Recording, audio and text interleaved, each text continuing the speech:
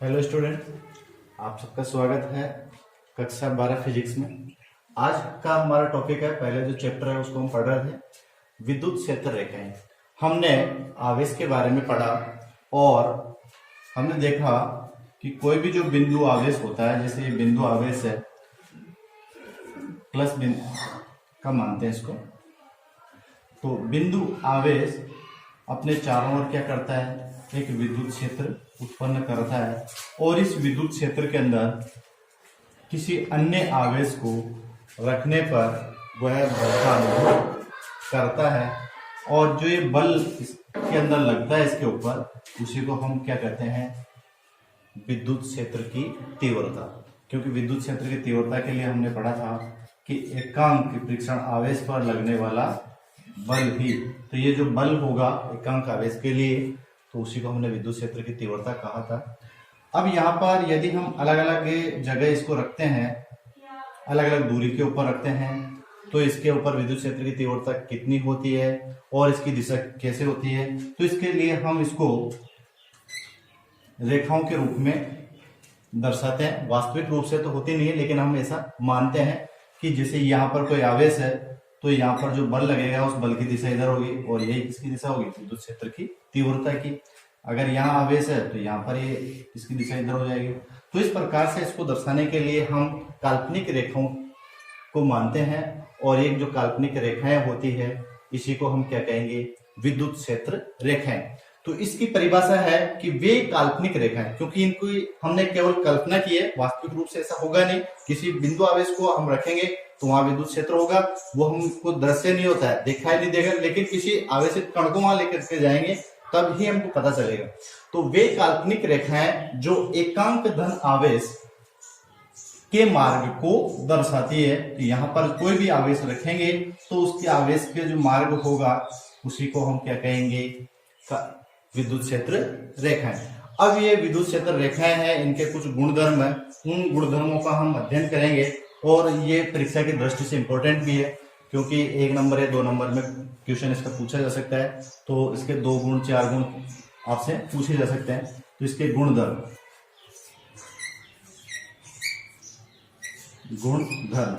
तो गुणधर्म के अंदर हम देखते हैं कि सबसे पहला गुणधर्म तो क्या हो गया कि ये काल्पनिक रेखाएं होती है और जो आवेश है उसके किसको बताती है, मार्ग को बताती है। और दूसरा हम देखते हैं कि जैसे धन आवेश है तो यहां से हम क्या मानते हैं, इधर लगता है बल, अर्थात ये विद्युत क्षेत्र की तीव्रताएं किधर होगी, बाहर की ओर होती है, इस प्रकार से। और यदि कोई ऋण आवेश है, यदि ये ऋण आवेश है तो क्षेत्र रेखाएं जो होगी उनकी दिशा किधर होगी, आवेश की ओर, अर्थात अंदर की ओर, जिनको अपन कह सकते हैं। तो इसकी दिशा किधर होगी, अंदर की ओर। तो हम कह सकते हैं कि इन धन आवेश से बाहर निकलती है या धन आवेश से निकलती है और ऋण आवेश पर ये क्या करती है, प्रवेश करती है या समाप्त होती है। तो हमारा पहला गुणधर्म होगा धन आवेश से प्रारंभ होकर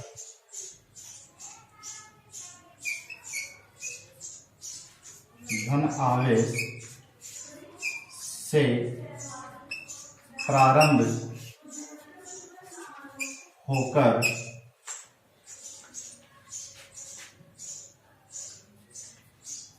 ऋण आवेश पर समाप्त होती है। इसको थोड़ा सा और डिटेल से हम समझेंगे, क्योंकि एक यहाँ पर एक धन आवेश है और यहाँ हमने क्या माना है, ऋण आवेश। तो यहाँ ये बिंदु आवेश है कोई, और यहाँ पर हमने एक आवेश ये रखा है और दूसरा आवेश ये रख रखा है। तो यहाँ पर जो बल की दिशा होगी वो इस प्रकार से बल लगेगा, तो सीधी लाइन होगी वो, और एक इधर ये बल लग रहा है इसके ऊपर। तो ये जो आवेश है, मान लो हमारे पास में प्लस आवेश का हमने कण रखा है और यहाँ पर हमने मान लो ऋण आवेश का कण रखा है, तो ये जो आवेश इसकी दिशा इधर होगी और इसकी इधर होगी। लेकिन ये आवेश इस विपरीत प्रकृति का आवेश है तो थोड़ा सा क्या होगा, इसकी तरफ झुकेगा, इसकी तरफ ये क्या करेगा, झुकेगा। और जो परिणामी अगर हम आवेश निकालें तो इस आवेश को केवल यहां समझाने के लिए मैं बता रहा हूं। तो ये आवेश जैसे इस ए के आवेश हम रख रहे हैं तो इसको आगे तक बताएंगे ऐसे। तो इधर ये क्या कर रहा है, इसको बल लग रहा है तो इसकी दिशा इधर हो गई बाहर की तरफ। और यहां पर जो ये ऋण आवेश है तो ये ऋण आवेश के कारण ये क्या होगा, थोड़ा सा इधर झुकेगा ये,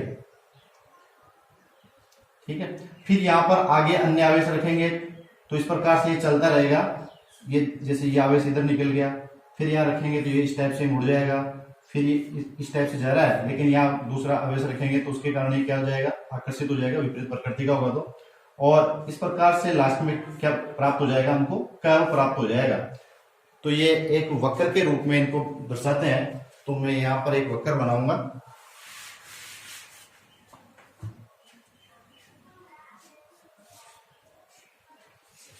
तो इस प्रकार से इसका चित्र हम बनाते हैं।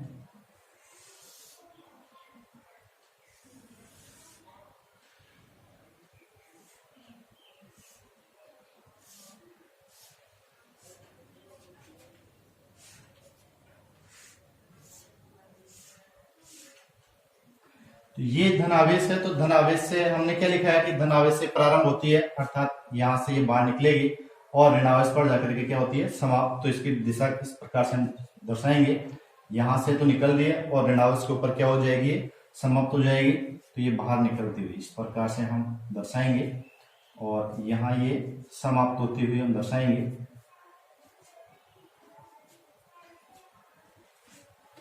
ठीक है। दूसरा गुणधर्म होगा इसका कि इसके किसी बिंदु पर खींची गई स्पर्श रेखा, इसके किसी बिंदु पर खींची गई स्पर्श रेखा विद्युत क्षेत्र की तीव्रता को दर्शाएगी, विद्युत क्षेत्र की दिशा को दर्शाएगी। तो यहां पर मान लो कोई स्पर्श रेखा यदि हम खींचते हैं, कोई भी टेंजेंट, तो ये इस प्रकार से खींचेगी तो इसकी दिशा किधर होगी, यहां होगी। अगर ये बिंदु यहां होता है तो इसकी दिशा किधर होगी, इस प्रकार से होगी। तो हम क्या लिखेंगे कि विद्युत बल रेखाओं के किसी बिंदु पर, जो विद्युत बल रेखाएं भी कह सकते हैं, विद्युत क्षेत्र की तीव्रता भी इनको कहेंगे। तो विद्युत क्षेत्र रेखाएं इसको कहेंगे, वैसे बल रेखाएं थोड़ा सा अंतर हो जाएगा। तो विद्युत क्षेत्र रेखाओं के किसी बिंदु पर खींची गई स्पर्श रेखा उस बिंदु पर विद्युत क्षेत्र की दिशा को दर्शाती है। तो आप शायद लिख लेंगे, मैं बोल रहा हूं कि विद्युत क्षेत्र रेखाओं के किसी बिंदु पर खींची गई स्पर्श रेखा विद्युत क्षेत्र की दिशा को दर्शाती है। तो इसका दूसरा गुणधर्म ये हो जाएगा। अब तीसरा गुणधर्म हम देखते हैं कि विद्युत बल रेखाएं, इसी से हम देख लेंगे कि विद्युत बल रेखाएं एक सतत वक्र के रूप में होती है, बीच में नहीं टूटती है। विद्युत बल रेखाएं जो होती, विद्युत क्षेत्र रेखाएं जो होती है वो एक सतत वक्र होगा, अर्थात डिसकंटिन्यू नहीं होगा। तो सतत वक्र है ये, कैसे बीच में नहीं टूटेगा, यहां से जाएगी ना ये बिल्कुल यहीं जाके समाप्त हो जाएगी। तो विद्युत क्षेत्र रेखाएं सतत वक्र के रूप में होती है। तो जैसे ये प्लस आवेश है, ये माइनस वाला है, तो इस प्रकार से जाएगी, तो सतत रूप से होगी, कंटिन्यूस होगी। ऐसा नहीं है कि इस टाइप से यहीं खत्म हो जाएगी। तो ये क्या कैसे होगी, विद्युत क्षेत्र रेखाएं सतत वक्र के रूप में होती है, सतत वक्र के रूप में होती है। तो ये तीसरा गुणधर्म हो जाएगा विद्युत क्षेत्र रेखाएं, विद्युत क्षेत्र रेखाएं। तो ये तीसरा गुणधर्म हो जाएगा, आप इसको लिख लेंगे। अब चौथा गुणधर्म हम समझते हैं, तो मैं इसको थोड़ा सा मिटा देता हूं।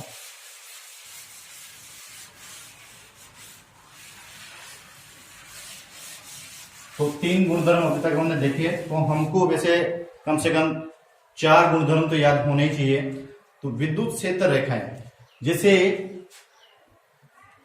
ये हमने ए प्लस आवेश लिया था, यहां पर ये चारों ओर जो इसका विद्युत क्षेत्र था उनको इस प्रकार से हमने दर्शाया है।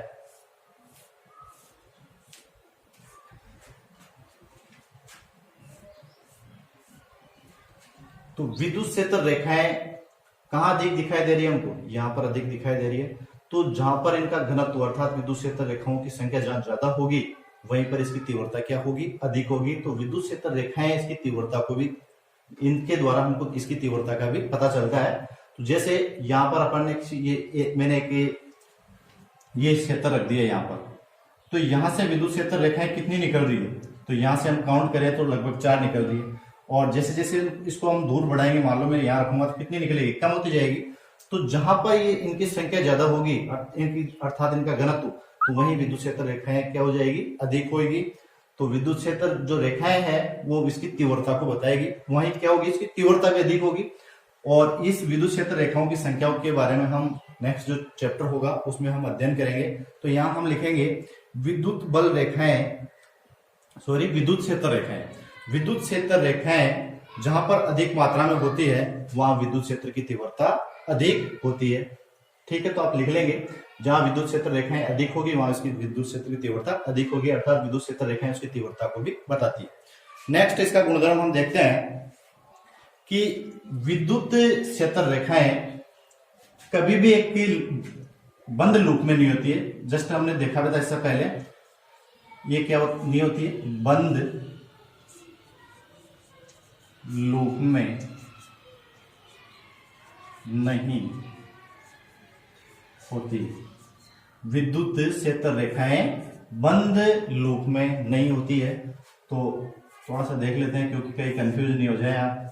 तो इसको दर्शाया था हमने इस प्रकार से वक्र के द्वारा। तो ये एक बंद लूप नहीं होगा, अर्थात ये धन आवेश से प्रारंभ होकर के कहां जाके समाप्त हो रही है।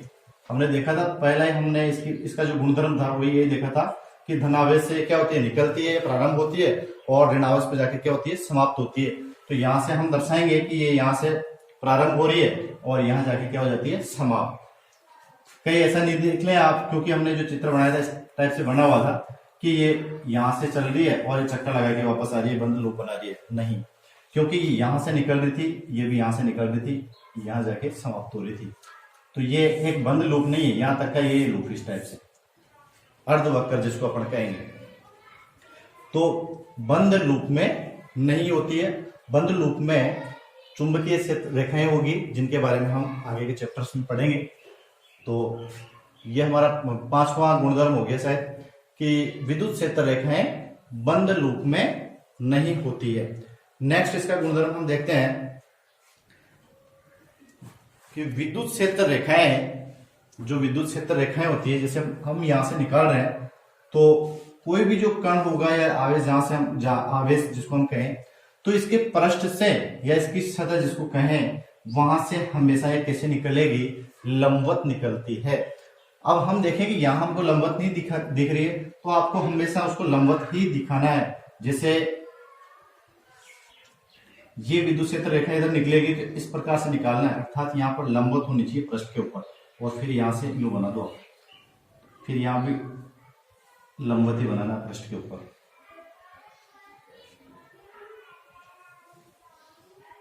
तो विद्युत क्षेत्र रेखाएं क्या होती है, लंबवत होती है। तो ये लंबवत बनाना है, पृष्ठ हल्का सा बना देना है। तो ये विद्युत क्षेत्र रेखाएं, कोई भी जो कण होगा जहां से निकलेगी तो वहां से हमेशा क्या होती है, ये लंबवत निकलती है, अर्थात समकोण बनाती है। तो विद्युत क्षेत्र रेखाएं कण से हमेशा, कण के पृष्ठ से हमेशा समकोण बनाती है या लंबवत होती है। तो आप लिख लेंगे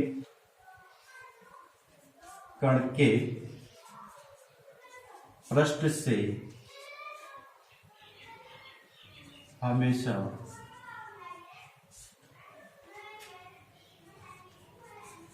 लंबवत होती है।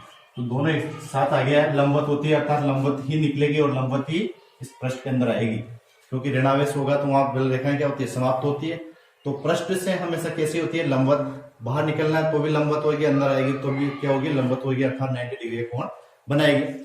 अब एक गुणधर्म और देख लेते हैं हम कि यदि जैसे समान प्रकृति की आवेश है, यदि समान प्रकृति के आवेश है तो कैसा हमको प्रतीत होगा। तो पहले हम डायग्राम के थ्रू उसको समझेंगे।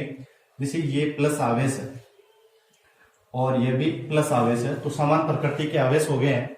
तो यहां से जो बल रेखा निकलेगी, जैसे अपन कहें ये क्षेत्र रेखा जो निकलेगी इस टाइप से निकल रखी है, और यहां से भी ये क्षेत्र रेखा ऐसे निकलेगी, या अगर यहाँ कोई कण है तो, और आगे इसको बढ़ाएंगे तो ये आपस में क्या कर देगी, क्रॉस कर देगी, जो कि संभव नहीं है। अर्थात विद्युत क्षेत्र रेखाएं कभी भी एक दूसरे को प्रतिच्छेद नहीं करती है, क्योंकि जो इनका प्रतिच्छेद बिंदु होगा तो उसी से हम समझ लेते हैं कर्व वाले चित्र से, इनके विद्युत क्षेत्र रेखाओं जो हम शो करते हैं। तो विद्युत क्षेत्र रेखाएं कभी भी एक दूसरे को प्रतिच्छेद नहीं करेगी इस टाइप से, क्योंकि इनका जो प्रतिच्छेद बिंदु होगा वहां पर दो स्पर्श रेखा होगी, और दो स्पर्श रेखा होगी तो स्पर्श रेखा किसको बताती है, विद्युत क्षेत्र की दिशा को। थोड़ा साफ चित्र बना देते हैं।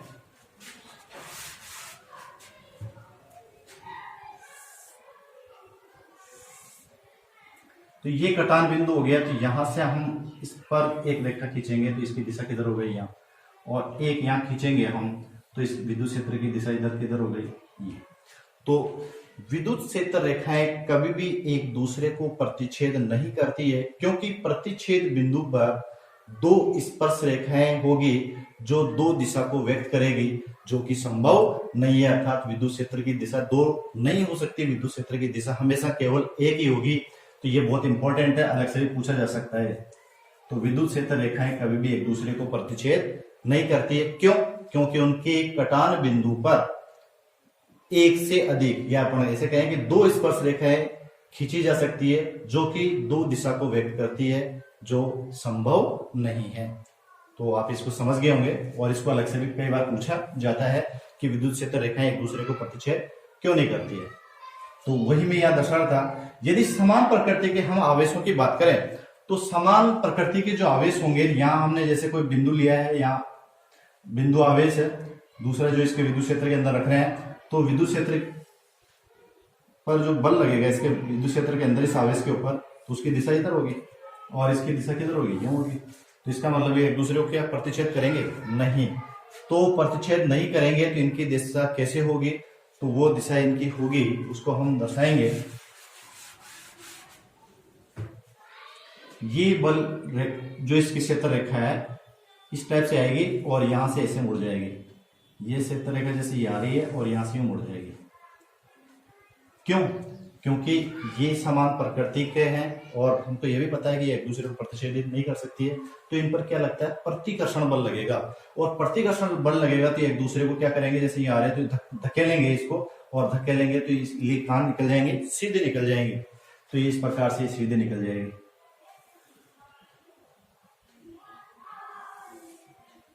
इस प्रकार से बनेगी। तो इसकी सहायता से हम दो चीजें समझेंगे, इसलिए पहले इसका डायग्राम बना रहा हूं। ये इस प्रकार से मुड़ जाएगी फिर प्रतिकर्षित होकर के, और इधर भी क्या होगी,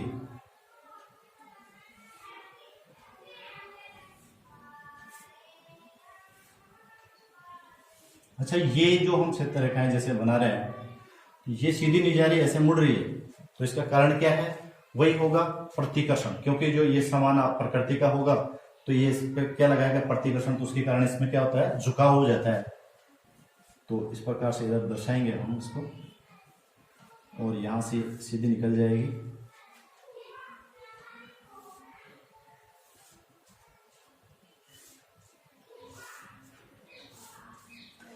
तो अब हम देखें, हम बात कर रहे थे समान प्रकृति के आवेश के लिए। तो विद्युत क्षेत्र रेखाएं एक दूसरे को क्या करती है? प्रतिकर्षित करती है। समान प्रकृति का जब आवेश होगा तब की बात कर रहे हैं। तो विद्युत क्षेत्र रेखाएं एक दूसरे को प्रतिकर्षित करती है एवं लंबवत बल लगाती है। कैसे लंबवत बल कैसे लगा? क्योंकि ये एक दूसरे को प्रतिकर्षित कर रही है, तो ये इसके ऊपर बल लगाएगी, ये रेखा इसके ऊपर बल लगाएगी, अर्थात इसको इधर धकेलेगी, तो ये लंबवत बल हो जाएगा इधर। और ये रेखा इसको इधर प्रतिकर्षित करेगी, अर्थात ये इधर बल लग जाएगा इसके कारण। तो विद्युत क्षेत्र रेखाएं एक दूसरे को क्या करती है? प्रतिकर्षित करती है। लेकिन कौन सी कंडीशन में? समान प्रकृति के आवेशों के लिए। तो हम लिखेंगे विद्युत क्षेत्र रेखाएं, मैं बोल रहा हूं आप लिख ले कि विद्युत क्षेत्र रेखाएं एक दूसरे को प्रतिकर्षित करती है एवं लंबवत बल लगाती है। ब्रैकेट के अंदर आप लिख लेंगे यदि समान आवेश हो तो समान आवेश यदि होता है, समान प्रकृति का आवेश होता है, तो विद्युत क्षेत्र रेखाएं एक दूसरे को प्रतिकर्षित करेगी और लंबवत बल लगाती है। क्यों लगा रही है लंबवत बल? क्योंकि प्रतिकर्षित कर रही है, तो इसके कारण बल लगेगा। इसको धकेलेगी इधर तो इधर बल लगेगा, इसके कारण इधर बल लगेगा, तो ये एक दूसरे पर क्या लगाएगी? लंबवत बल। और इसी प्रकार से हम एक दूसरा गुणधर्म समझ सकते हैं, क्योंकि ये समान प्रकृति का समझा है हमने। तो विद्युत क्षेत्र रेखाएं यदि ये जैसे समान प्रकृति की जगह अगर विपरीत प्रकृति के आवेश होते हैं, तो विपरीत प्रकृति के अंदर हम जानते हैं उनके अंदर कौन सा गुण होता है? आकर्षण का गुण होता है। और उस आकर्षण के गुण को यहाँ पर दर्शाया गया है कि विद्युत क्षेत्र रेखाएं लंबाई के अनुदिश क्या करती है? सिकुड़ने का प्रयास करती है। जो लंबाई इनकी होगी, इस लंबाई के अनुदिश क्या करती है? वो सिकुड़ने का प्रयास करती है। तो इस प्रकार से हमने गुणधर्म पढ़े। तो इन गुणधर्मों में से कम आपको 4 गुणधर्म तो याद रखने हैं परीक्षा की दृष्टि से, और अक्सर ये पूछा जाता है।